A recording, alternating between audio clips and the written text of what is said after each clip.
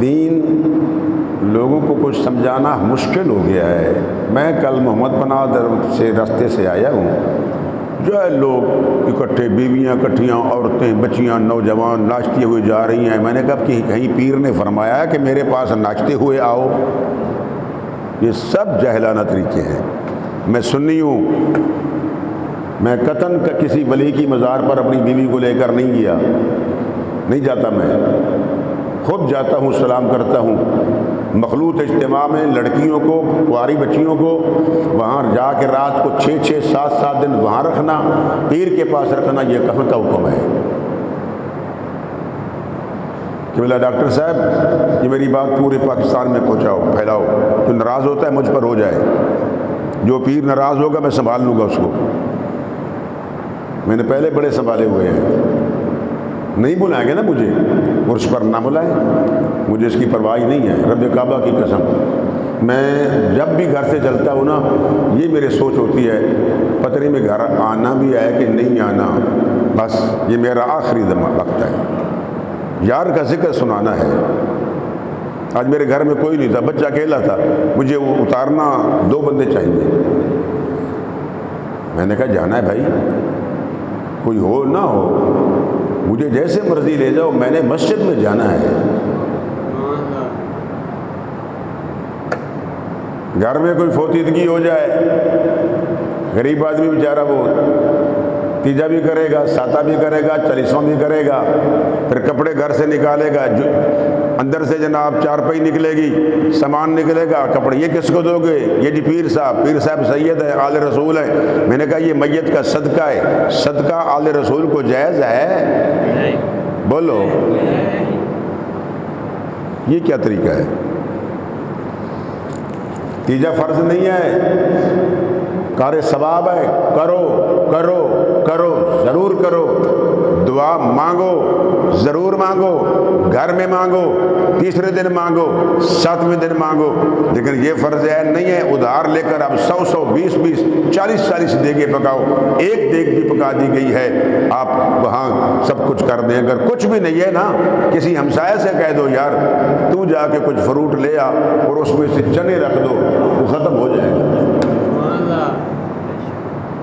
اب بات میری سمجھ آئی کہ نہیں آئی؟ میں ختم کا مخالف نہیں ہوں، خود پڑھتا ہوں، ختم ہونا چاہیے، لیکن قرض لے کر، ادھار لے کر۔ یہ مرنے والا اپنے بچے چھوڑ گیا جو یتیم ہے، نابالغ بچہ یتیم ہوتا ہے، اب ہم بڑے کو بھی یتیم کہہ دیتے ہیں، جو بالغ ہو گیا وہ یتیم نہیں ہے۔ ذوی القربیٰ والیتامیٰ، یہ یتیم کا اطلاق نابالغ بچے پہ ہے۔ اب نابالغ بچے کا مال اسی میں ہے، اس بابا کے پیسوں میں سے آپ تیجا بھی ابھی نہیں کر سکتے۔ کوئی ہاں برادری کا بندہ اٹھ کے کر دے، میں کرتا ہوں، تو وہ جائز ہے، اس میں یتیم کا مال ہے، بولو اس میں یتیم کا مال ہے۔ ختم دلواؤ، ختم سے مراد ہوتا ہے دعا پر پابندی نہیں ہے، لیکن جو غلط رسومات ہیں اس پر پابندی ہے۔ پھر اتنی ساری وہ جناب اگر بتیاں لائیں گے، اب بیچارہ مولوی جو ہے وہ ظاہر ہے دیہات کا ہے، اب مسجد میں پابند ہے، اس نے اگر کسی صدر کی یا کسی کی بات نہ مانی تو اس کا بستر گول ہو جائے گا۔ اب وہ بیچارہ مجبور ہوتا ہے، منہ بند کر کے بیٹھا ہوتا ہے، وہ دھواں پڑ جاتا ہے، نزلہ ہو گیا، تکلیف ہو گئی، کھانسی آ گئی، وہ دھواں چل رہا ہے۔ میں کئی جگہ گیا ہوں ایسے، میں نے کہا ان کو پہلے بند کرو، یہ کہاں لکھا ہوا ہے اتنا بڑا دھواں تم نے رکھ دیا یہاں، یہ کہاں لکھا ہوا ہے؟ ختم تو ہے، دعا مانگو، غلط رسومات کو چھوڑ دو۔ بی بی اونچی اونچی آواز سے روئے گی، اے مر گئی تو چھین کے لے گیا مولا، یہ کفر ہے، کفری کلمات ہے، تو مولا عدل نہیں کیا، رب سے کون بڑھ کر عدل کرے گا؟ بھائی ارشاد بیٹھے ہیں، کیا نام ہے آپ کا جی؟ ارشاد صاحب کے بڑے بھائی، آپ کا نام؟ اتاری صاحب آپ کا نام؟ شہباز، بھول جاتا ہوں، شہباز صاحب ایک پروگرام میں تھے، میں نے وہاں بھی کہا، ایک اتاری صاحب نے کہا جی رونے کی بات، میں نے کہا رونے پر پابندی نہیں ہے، بیٹا فوت ہو جائے، بیوی فوت ہو جائے، والدہ فوت ہو جائے، آنکھوں سے آنسو جاری ہونا یہ رقت قلبی، یہ رحمت ہے۔ ہونا چاہیے، لیکن ماتم، واویلا اور بال کھولنا، ٹکرے مارنا، یہ کہاں لکھا ہوا ہے؟ اسلام نے صبر کا درس دیا ہے، یا ایھا الذین آمنوا استعینوا بالصبر والصلاۃ ان اللہ مع الصابرین۔ تو میں موت سے چلا ہوں،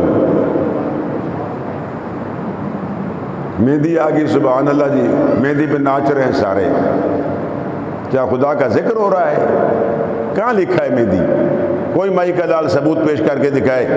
امام حسین کی جو تم مہندی کہتے ہو، امام حسن کی لال کی بیٹے کی امام قاسم کی جو مہندی کہتے ہو، وہ یہ مہندی مراد ہے؟ تو میرے پیر نے کہا ہے لایا مہندی خون اجل دی ہے، اس سے مراد خون ہے، وہ مہندی یہ مہندی نہیں ہے۔ کربلا میں مہندی نہیں لگائی جا رہی تھی، وہ تو پیر صاحب نے کہا لایا مہندی خون اجل دیے، اے مہندی فاطمہ سین دیے، خون پاک شہید حسین دیے، تائیں ہورا نام نرل دیے، لایا مہندی خون اجل دیے۔ یہ لوگوں نے کہا جی یہ مہندی تو کربلا سے چلی ہے، بلکہ کئی بیویاں کہتی ہیں یہ تھوڑا سا بس ایک انگلی ڈبولو، اگر آپ نے ہاتھ پہ نہیں لگانی، مرد کے لیے حرام ہے۔ پاؤں پر تکلیف ہو، اگر حکیم کہے تو پھر لگ سکتی ہے، ہاتھوں پہ مرد کے لیے صحیح بولو نہیں ہے۔ مہندی کی رسم گئی، اب بیچارے وہ گانے کی رسم آ گئی، گانے پر بھی اندر گئے تو اندر پیسے دو جی، وہ چادر لے کے کھڑے ہوتے ہیں، جھمبی لے کے کھڑے ہوتے ہیں، پیسے دو جی، یہ کہاں لکھا ہوا ہے اس کو پیسے دو جی؟ اب تو خیر پڑھے لکھے لوگ ہو گئے ہیں، بڑے بڑے حالوں میں کرا رہے ہیں، وہاں جو پڑھے لکھے لوگ ہوتے ہیں منع کر دیتے ہیں ایسا نہ کرو۔ دیہاتوں کی بات کر رہا ہوں، ابھی تک دیہاتوں میں یہ سلسلہ چل رہا ہے، کون سمجھائے؟ کل ایک ٹرالی پہ گانے لگے ہوئے تھے، اندر بندے ناچ رہے تھے، بوڑھیاں عورتیں ناچ رہی تھی، میں نے کہا واہ سبحان اللہ، پیر صاحب خوش ہوں گے اب تمہارے ناچنے پر۔ پیر صاحب نے کب کہا ہے؟ پیر صاحب کا تو قصور نہیں ہے، وہ تو بیچارے قبر میں ہیں، اس نے کب کہا کہ میرے پاس ناچتے ہوئے آؤ؟ پیدل جا رہے ہیں جی، یہ ہماری منت تھی جی ہمیں اللہ بیٹا دے گا، پیر صاحب بیٹا دیں گے، تو پیر صاحب نے بیٹا کہاں سے دینا ہے؟ دینا تو رب نے ہے۔ بات نہیں سمجھ آئی؟ پیر کا تو خود بیٹا نہیں ہے، کچھ کہہ گیا وہ سمجھ نہیں آئی۔ ناراض تو نہیں بیٹھے ہو؟ بولو ہائے ہائے ہائے، پیرا تیرے کنوں لینا ہے، اور پیر تو رب کا محتاج ہے۔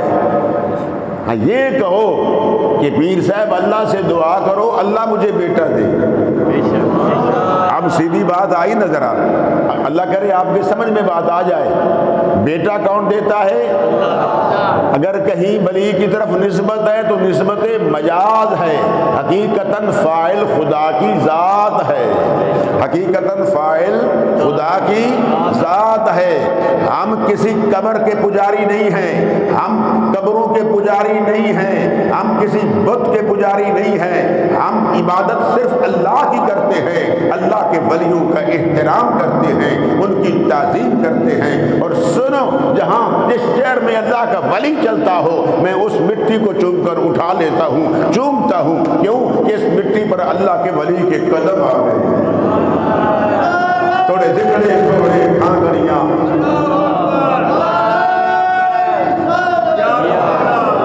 تیرے نام تو مختلف گاندڑیاں، تیری باندیاں دی میں باندڑیاں، ہم درد